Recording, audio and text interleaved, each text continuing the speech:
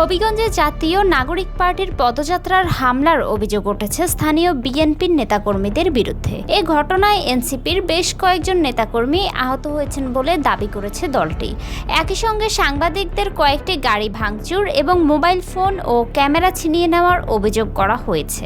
এনসিপির যুগ্ম সদস্য সচিব সালাউদ্দিন সিফাত জানান, হবিগঞ্জে জুলাই পদযাত্রাকে কেন্দ্র করে নাসিরউদ্দিন পাটোয়ারি ও সার্জিস আলমের গাড়ি বহরে অতর্কিত হামলা চালানো হয়। এতে সাংবাদিক ও দলের নেতাকর্মীরা আহত হন। তিনি দাবি করেন, সার্জিস আলম ও নাসিরউদ্দিন পাটোয়ারির হামলায় আহত হয়েছেন।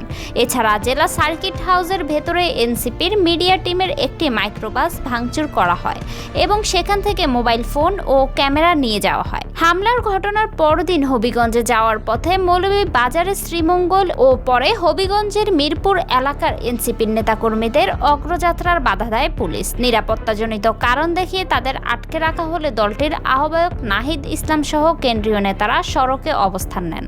নাহিদ ইসলাম বলেন, তাদের পূর্ব ঘোষিত কর্মসূচির উদ্দেশ্য ছিল হামলার ঘটনার মামলা করা, আহতদের খোঁজ নেওয়া এবং তাদের পরিবারের সঙ্গে সাক্ষাৎ করা। তিনি অভিযোগ করেন, পথে একাধিক স্থানে বালুর ট্রাক ও ট্রাক্টর দিয়ে বাধা সৃষ্টি করা হয় এবং পরে পুলিশ ব্যারিকেড দিয়ে তাদের আটকে রাখে। তবে তারা শান্তিপূর্ণভাবে কর্মসূচি পালন করতে চেয়েছিলেন বলেও দাবি করেন।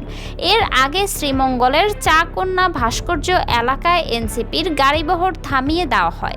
এ সময় পুলিশের সঙ্গে দলটির নেতাকর্মীদের ধাক্কাধাক্কির ঘটনাও ঘটে। সেখানে নাহিদ ইসলাম, সার্জিস আলম, হাসনাত আবদুল্লাহ, নাসিরউদ্দিন পাটোয়ারি ও ডক্টর মাহমুদা মিতু সহ কেন্দ্রীয় নেতারা উপস্থিত ছিলেন।